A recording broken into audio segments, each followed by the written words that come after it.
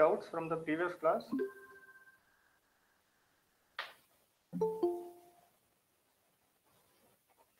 So today I'm going to talk about method of residues, which is a way of solving these partial fractions, and that is more of a mathematical topic. Very simple. It is going to be a fun topic today, and what we will do is we'll try to decompose the network functions or the response functions and try to come back to the time domain representation. Before we start with that, we stopped at one point in the last class. I don't know if you all worked out. This is in one of the earlier classes. What we did was we wanted to see for a given RL circuit, we wanted to find out what is the output, the response, when the excitation or forcing function is a ramp function. Okay, and this was the ramp function where you know that as time increases, it is t into u of t. So it's just a 45-degree line. Okay. So as the input is increasing, we want to know what is the response of the system. Now, what I've highlighted here, because there were some questions in the past about which is the transfer function. Is it the transfer function on the left side or the right side? One of the points we made in the previous class is we are talking about a one-port network here. This is one port.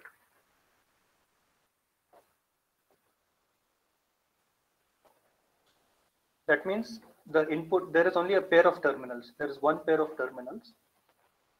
The input is applied across that port, some voltage, and then you're measuring the current flowing in and out of the system. So when you have a one-port network, the only options you have are impedance and admittance. Okay. If I apply a voltage, then I'm measuring a current. So V by I is impedance. If I'm applying a current, then I'm measuring a voltage. So I by V is admittance, right? So if there were no complex terms, then we would say that it is just resistance and conductance, because we have complex terms coming from this inductor and capacitor. Therefore, we call it as admittance and impedance. Now, there is a term called immittance. Okay, so this is just another term, and immittance is nothing but a combination of impedance and admittance.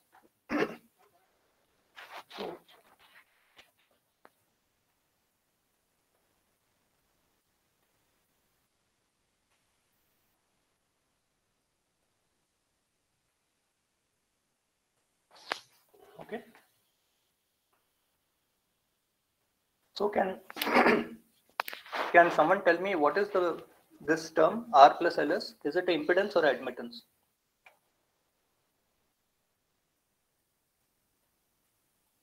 As usual, you will have to speak up because I'll not be able to see the text. So R plus LS is impedance, right? Because this is resistance and inductance. If I look at the same equation which I transformed on the other side, I mean no transformation. I just took this term from the LHS to the RHS, and now it has come in the denominator, right? So if I have to consider what is 1 by R plus LS, then that is a admittance. So if I write voltage in terms of current, it's an impedance. And if I write current in terms of the voltage, it is an admittance. Just give me 1 second.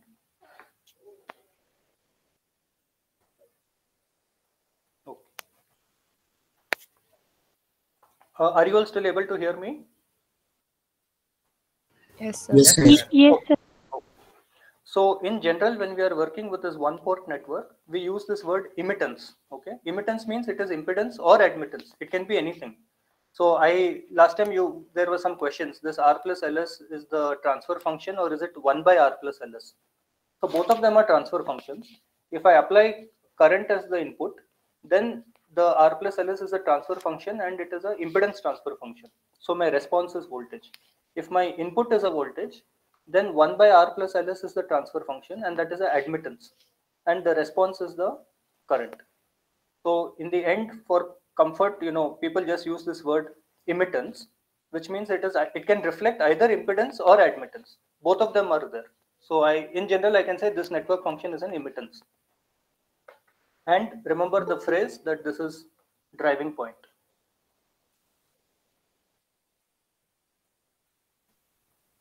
Okay, because it's only from one port.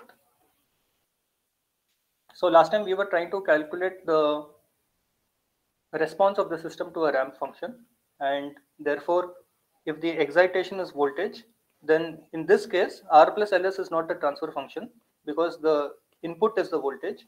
So this has to go to the other side, and now you have the equation that you have the excitation, I'm sorry, you have the response, you have the excitation, and then you have the transfer function. And h of s is not R plus Ls, it is 1 by R plus Ls. The whole thing is h of s in this case. Okay.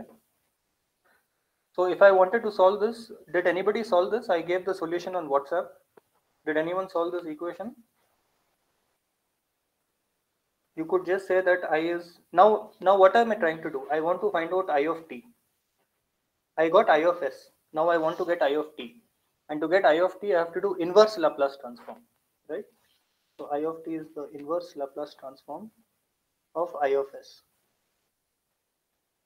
And in order to apply the inverse Laplace transform to this equation, I have to be able to split it, because right now it is a complicated term. I don't know what is the inverse Laplace transform.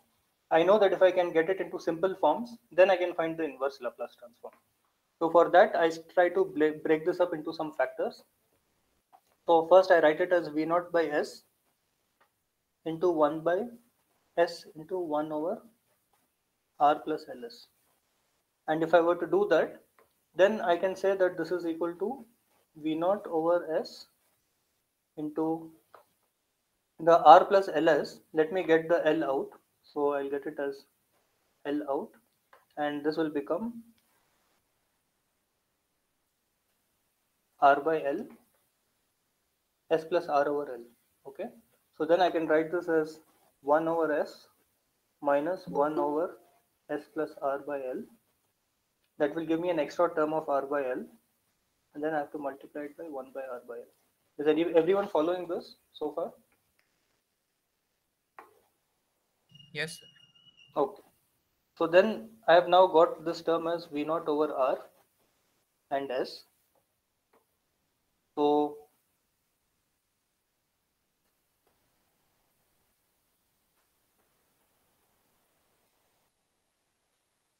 what I will do is now I have to solve for the second S, because there is still one more S sitting out here. So now I can write this as V naught over R. I hope everybody has their notebooks and pens. Okay, you have to keep working this out. This will give you the practice.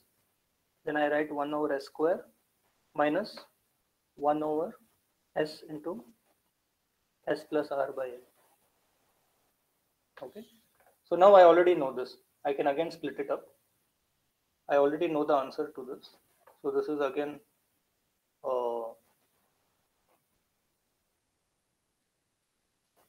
1 by S minus 1 by S plus R by L into L over R.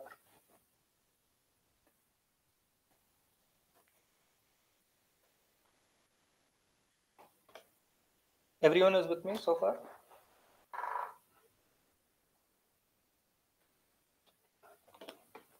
So now what is the inverse Laplace transform of this? Now can somebody tell me? What are the inverse Laplace transforms? I have how many terms now? I have 3 terms. The outside term is just a constant. It's V naught by R is current. We are trying to find out current. So at least that's correct. Our units are right. You have V naught by R as a current. Then, of course, these are just numbers, okay? V naught by R. Now I have 1 by S square is one term. Then I have 1 by S is another term. And 1 by S plus R by L. That's the third term. So I have 3 terms. So what is this equation now? Can somebody tell me what's the inverse Laplace transform? What is the inverse Laplace transform of 1 over S square?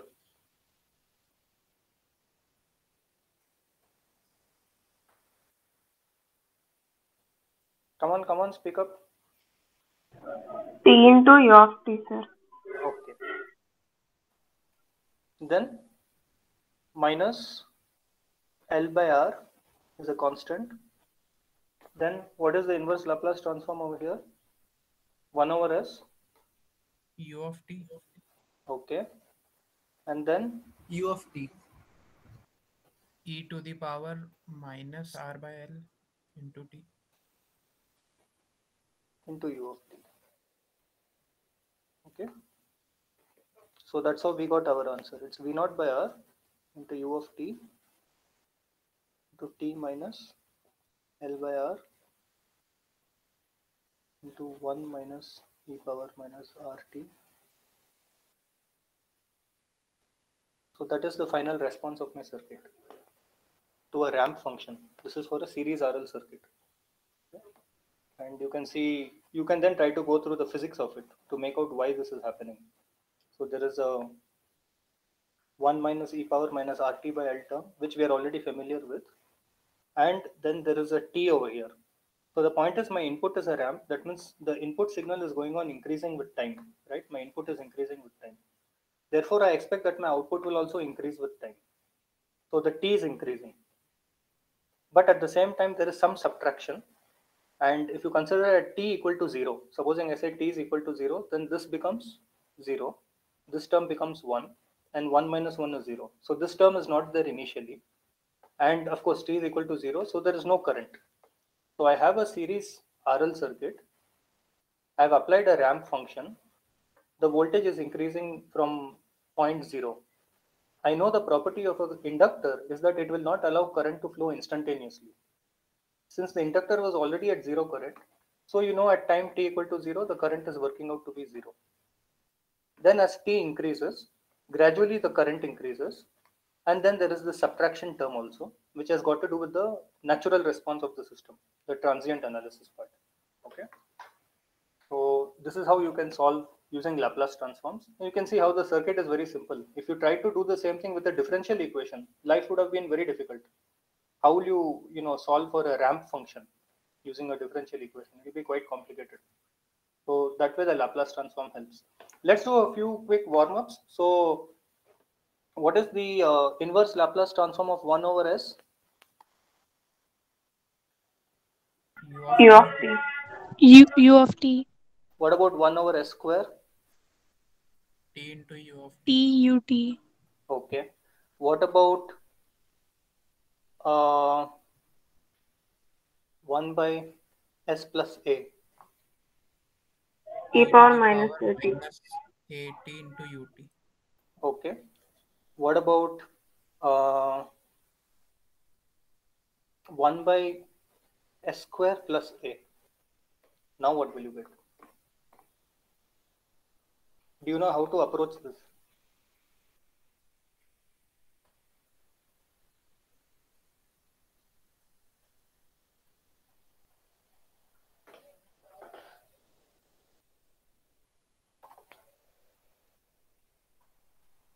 Any idea how to solve this?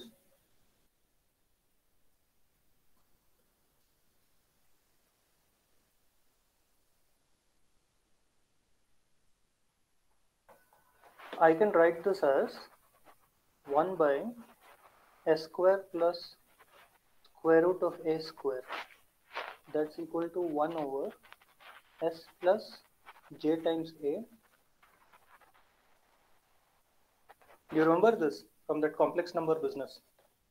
The j is the imaginary function, Yes, sir. right? So what is this equal to now? 1 over s minus ja minus 1 over s plus ja. So s and s cancel out. I have ja plus ja into 1 by 2 ja. Actually, I should write this as root a. Okay, I'm sorry. So how do I? Okay, let's make life easy. So I'll call it as s square plus a square. Okay, then this becomes easier. I don't have to worry about the square root sign.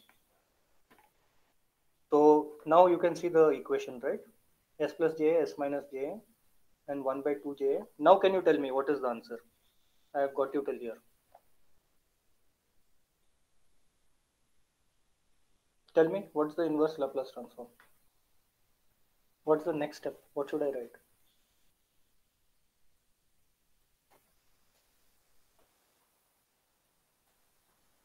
Exponential of JAT minus exponential of minus JAT. Is that correct or not?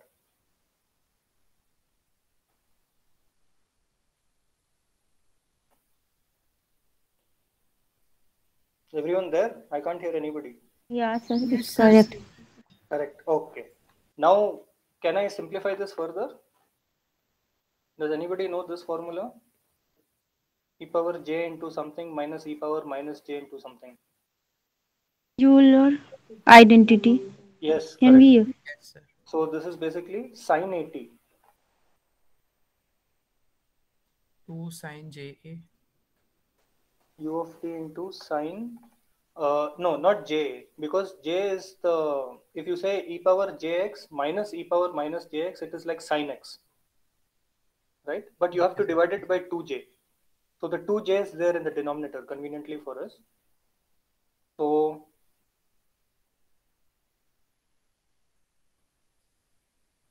is that correct? So what is that formula? Sine of 2 cos 80.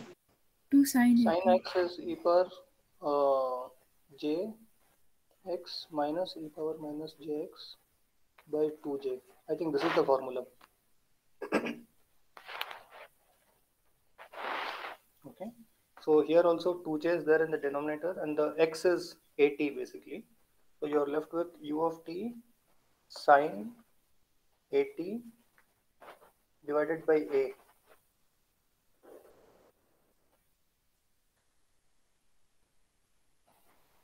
Is that correct? Looks like it. Yes, sir. Yes, sir.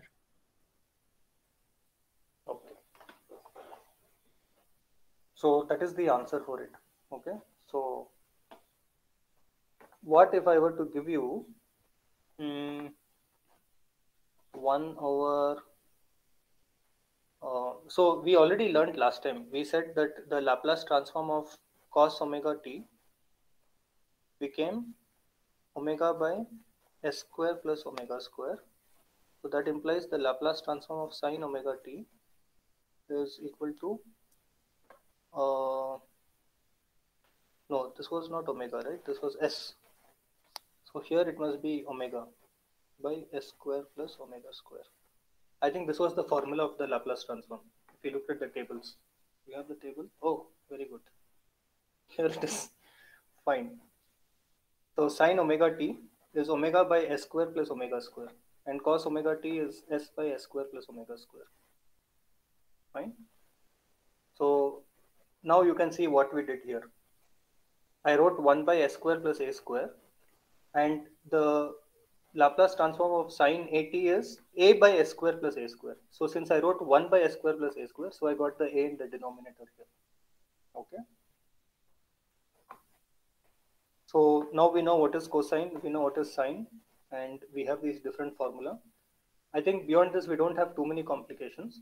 You can get something else, like you can get an equation which is, for example, you can get an equation which is, say, omega by s plus a whole square plus omega square. What do you think is the answer for this?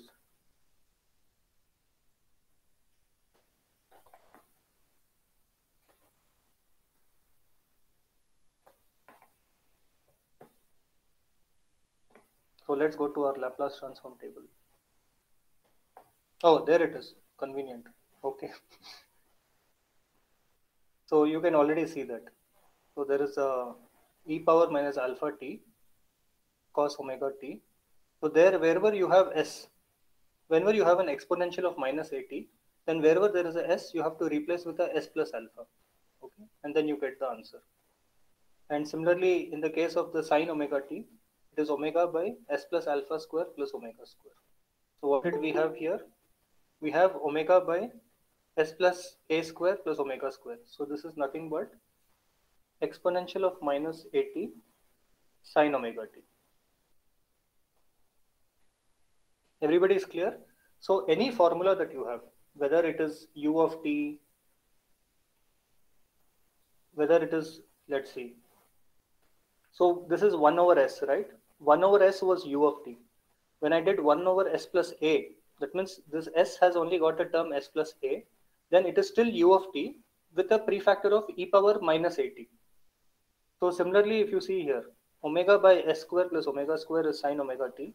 Now if I put s plus a over here, then it becomes sine omega t with a prefactor of e power minus at. Okay. What would be the answer for, can you tell me, for e power minus at cos omega t?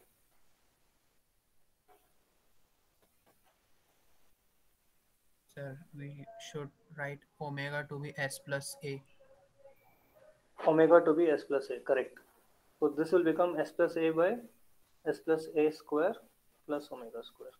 That's correct. Okay. So these are some quick identities to help you. Now we know what are the inverse Laplace transform of all these factors, right? 1 by s square, 1 by s plus a, s square plus a square.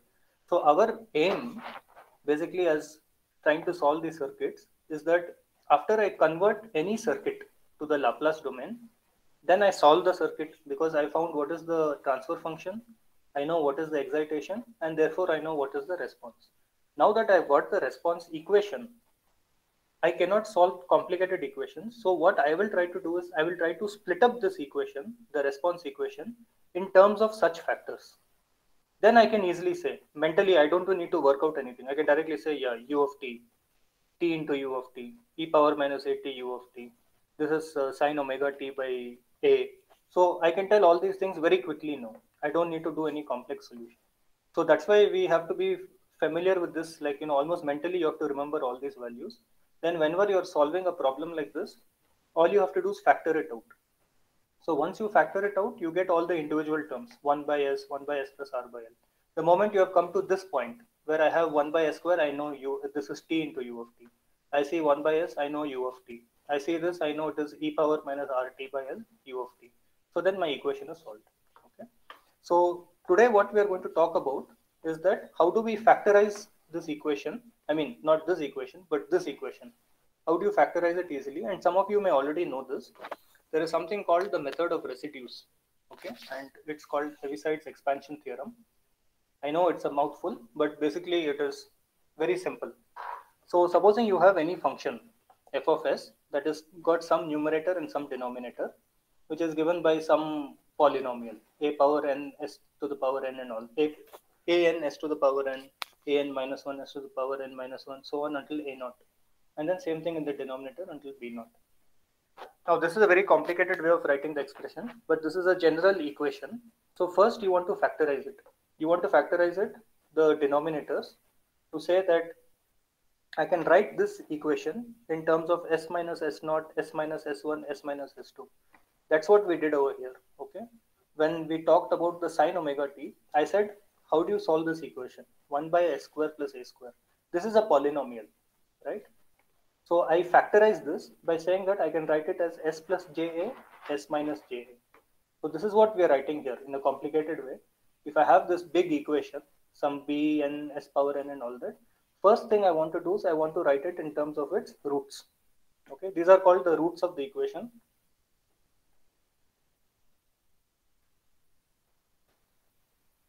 Also another term in network theories, you call them as the poles. Okay.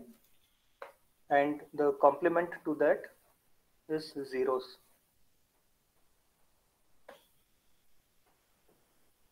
A pole means a value at which the function becomes infinite. Supposing s is equal to s naught, then s minus s naught is 0, this function becomes infinite. So that is called a pole.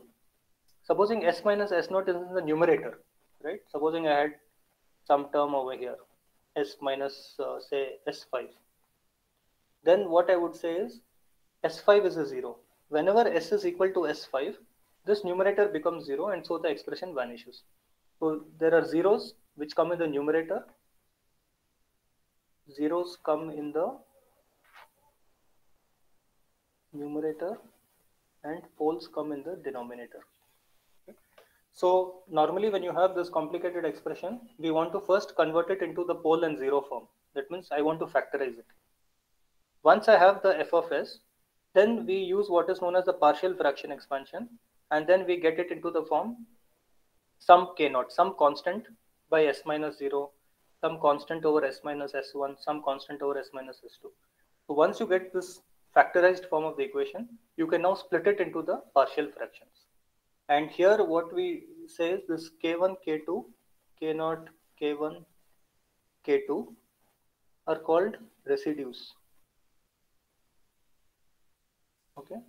Therefore, this expression is here, method of residues. You are taking, it's a partial fraction expansion. You are taking this fraction, you factorize the denominator, now you are breaking it into partial fractions, and the coefficients are called your residues. Okay, hence method of residues. Now the method that you have to apply here is that supposing I have this equation, I want to get this equation. Now what do I have to find out here? What is the unknown value? Unknown values k0, k1, k2. Once I find this, my equation is done. So if I want to convert this equation into this equation, then what I need to do is follow this procedure. Supposing I take s minus s0 and I cross multiply this left side and right side, then it becomes s minus s0 into f of s is equal to k0 plus s minus s0 into this s minus s0 into the k2 term. Now I can do one thing. I say, now after having done this, I say set s is equal to s0. Just like we try to find the boundary conditions, right? I have an equation. I have I of t is equal to exponential of something beta into something. I say set t equal to 0. Then I will find out what is the value of I0. So same way, I want to find out what is the value of k0. So I cross multiplied by s minus s0. And now I say set s is equal to s0 as a boundary condition. What will happen? This term will vanish. It will become 0. This term will vanish. It will become 0. So now I directly get the solution for k0. K0 is equal to s minus s0 into f of s. And there I can find out what happens if I put s is equal to s0. Okay. So let's do a solution over here. Let's say that I have an equation I of s is equal to 2s plus 3 by s square plus 3s plus 2. Okay. So the denominator can be factorized. You can say it is s plus 2 into s plus 1. This is an easy one, right? We can see that it is s plus 2 into s plus 1 is s square plus 3s plus 2. And the numerator is 2s plus 3. In fact, after you do this, it's very easy to see, right? 2s plus 3 is nothing but s plus 2 plus s plus 1. So I know the answer. It is 1 by s plus 1 plus 1 by s plus 2. But let's go to the procedure. Now I want to break up this equation. I want to write it in terms of sum a by s plus 1 plus sum b by s plus 2. So for finding out a, following the same procedure here, I will first multiply s plus 1 into I of s and set s is equal to minus 1. So when I do s plus 1 I of s, that means I'm multiplying s plus 1 with this term. And so this s plus 1 will cancel out with this s plus 1. So I'm left with 2s plus 3 over s plus 2.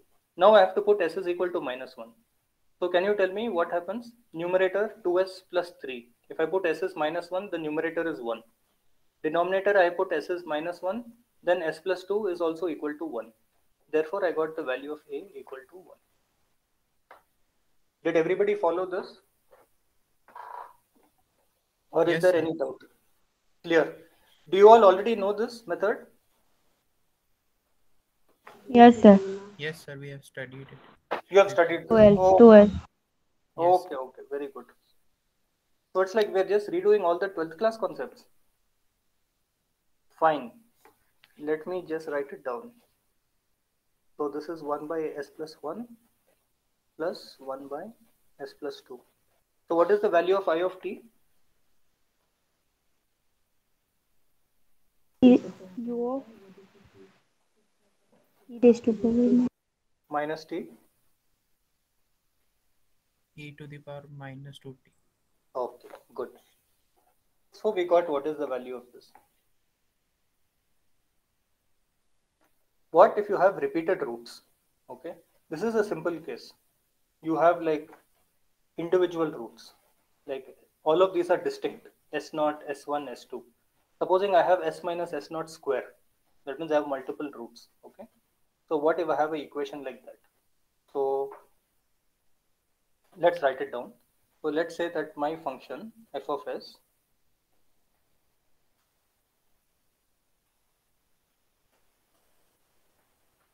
is equal to some numerator over s minus s naught to the power n. Now I have to split it up. Okay. So now if I want to split up this equation, this is actually, I have to write it as a over s minus s naught plus b over s minus s naught square plus so on until, I don't have many a's and b's. So let's call it as a1, a2 and so on until some an is the final constant. Okay. So now what I would like to do is, I should write this as s minus s naught to the power n. Okay. So now I want to find out what is the value of a1, a2 to an. So there, what we have to do is, I've written here as k1, k2. So let's just write it properly so nobody gets confused. Let's call this as k1, k2, kn. Then the formula I have to follow is that if I want to get the nth term, that means the largest term, then I can again do the same property. I can cross multiply s minus s naught to the power n. I bring it over here, and these two will cancel out. I'll be left with only the numerator. So for the last term, that is, here I've kind of written in the reverse order. So again, if I want to be correct, let me rewrite this. This is kn. This is kn minus 1 dot dot dot till k naught. Okay. Now let's be consistent. So if I want the term k naught, see k naught, k1 and all are just constants. Okay. So if I want k naught, then what I have to do is I have to just find out in this numerator, put the value s is equal to s naught, and it is done. If I want to find the k1 term, that means the denominator is s minus s naught to the power n minus 1, then I have to take a derivative. Okay. And it's 1 by 1 factorial. So that is the derivative of this. If I want to find out the next term, k2, then it is 1 by 2 factorial into d square by ds square, and so on. Okay. So this is the complication that is done for repeated roots. Is this also something you have already studied? No, sir. No, sir. Seeing it for the first time. Okay, good. So at least we know we went past 12th class. Now let's take an example of a circuit. Okay. So we are going to solve this. There is a capacitor of 500 millifarads, a resistor of 2 ohms, and a resistor of 1 ohm. I am applying an input and I want to find the output over here. Can you tell me what kind of network is this? Can you tell me what? Two-port network. Very good. It's a two-port network. So here I want to find the transfer function. I have to find out what is V0 divided by Vi. So that's what I have to find out here. Okay. And then I have to find out what is the output when the input is of different types. It's a impulse function, a step function, and an exponentially decaying function. 3 different inputs are given. For 3 cases, we have to find out what's the answer. So first I have to find out what's the transfer function. So the transfer function is R. I know that now I can convert everything into the Laplace domain, right? This is a capacitor. What is the impedance of the capacitor? 1 over Cs. R and R stay the same. So I want to find out what is the output voltage. Output voltage is the drop across this resistor, because my input goes in this direction and this does not contribute to anything. So my input has 2 elements and my output is measured across this element. So my output over input is 2 by 2 plus 1 over Cs is what? 1 by 500 into 10 to the power minus 3, because it is milli, into some S, right? That is the S term coming from the Laplace transform. So 500 into 10 to the power minus 3 is 0.5. And if I do 0.5, that means this becomes 1 by 2. So 2 goes to the numerator. So I can take 2 out common and I write this as 1 by 1 plus S. Now this 2 and 2 are cancelled out. So finally, this is my transfer function. Okay. Everyone is following so far? Yes, sir. Now, once I have my transfer function, that means H represents what? The ratio of the response to the excitation. Now I have this ratio determined. Now if I want to find out the inputs, I can apply any input I want. I find the Laplace transform of that, multiply with h of s, and get the output. So if the input is delta of t, then what is the value of the output? V naught of s equal to h of s. Why is that? Can you tell me?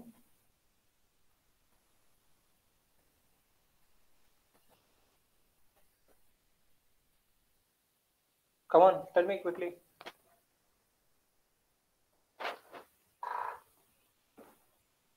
When the input voltage is delta of t, I wrote the output is equal to h of s. What is the output? The output is h of s into Laplace transform of the input. And what is Laplace transform of delta of t? 1. 1, that's it. So there is a very particular property here. That also I will mention. One more term for you to remember. H of s is called the transfer function, network function.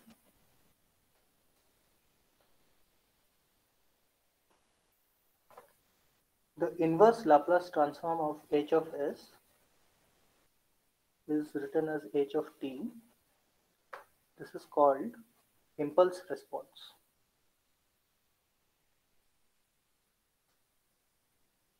Okay. Now this term will make sense to you. I could have told you this in the beginning, but now I want to tell you this.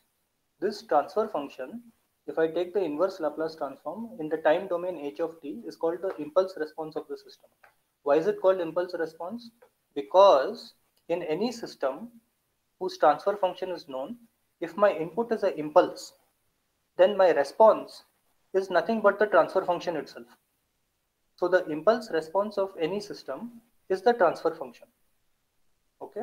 So when I take the inverse Laplace transform h of t, this is called as the impulse response. And this is a very important feature in electrical engineering, and you'll also learn in your signal systems maybe this whole concept of impulse response. So once the impulse response of a system is given, you can solve this expression in time domain itself, that is without going to Laplace domain, if you know how to do convolution. Have they taught you convolution in signals and systems?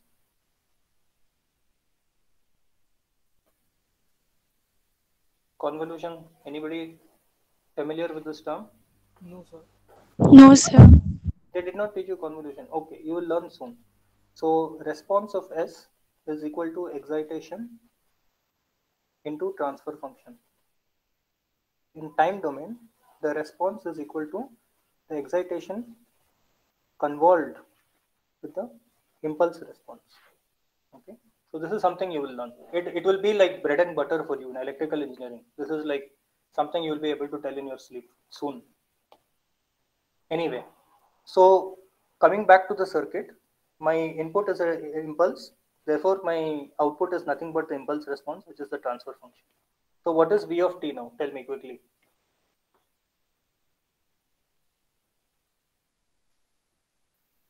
V out of t is the inverse Laplace transform of s by s plus 1, right? So that is nothing but 1 minus 1 by s plus 1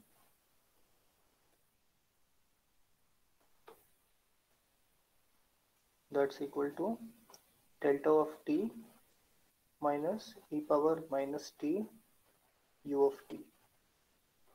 Okay. Yes, sir. So what is the second case? Input is u of t. So when the input is u of t, the output is what v naught of s is transfer function into 1 by s, right? Because the Laplace transform of u of t is 1 over s. So now if I were to solve this, I can say that, oh sorry, now if I were to solve this, then what happens? This is equal to 1 over s plus 1. So what is v naught of t?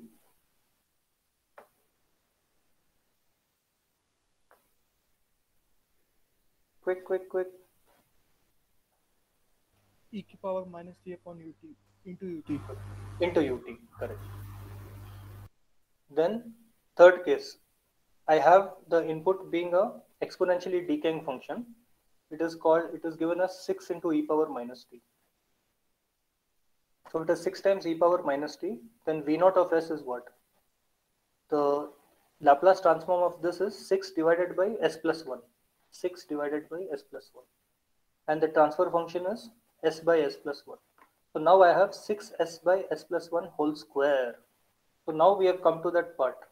We are talking about repeated roots, right? N of s by s minus s naught to the power n. So now I have repeated roots over here. So I have to say that this v naught of s has to be expressed by a by s plus 1 plus b by s plus 1 square. Okay. So for b, which is the highest order term, it is very straightforward. I have to just put s is equal to minus 1 in the numerator. So I have to just take the numerator 6s and put s is equal to minus 1, b is minus 6. What should I do for a? Because this is 1 less than the highest order, so I have to take the first derivative. First derivative of the numerator, 6s is what? 6. So for a, I have to find the first derivative of the numerator and put s is equal to minus 1. But the derivative itself is a constant, so s equal to minus 1 has no meaning now. This is the procedure, but once I took the derivative anyway, I got 6. So it doesn't matter what s was. So a is equal to 6, b equal to minus 6. So the v naught over s is this now. 6 by s plus 1 minus 6 by s plus 1 square. So you have to work it out and make sure it's working out correctly. If I take 6 common and 6 by s plus 1 and see if it works out. Shall we solve it quickly? So this is nothing but 6 by s plus 1 into 1 minus 1 by s plus 1. And 1 minus 1 by s plus 1 is s by s plus 1. So this is 6s by s plus 1 square, which is the original expression over here, right? So these two are matching. So our answer is correct. So now if I want to take the inverse Laplace transform, then that is 6 common into s plus 1 is e power minus t and s plus 1 square is t into e power minus t and then into u of t. Okay. So that's basically an application of repeated roots. So when you have repeated roots, you can also have the case where you have mixed roots. Okay. Oh, here I've written it. So there are mixed roots. Now I have numerator divided by some repeated roots and some simple roots. So now there are 2 points here. So that is like k divided by s minus s naught to the power n, so forth, like what we did for repeated roots, and then what happened for simple roots. But I think let's take this up next time, otherwise it will get too heavy for you.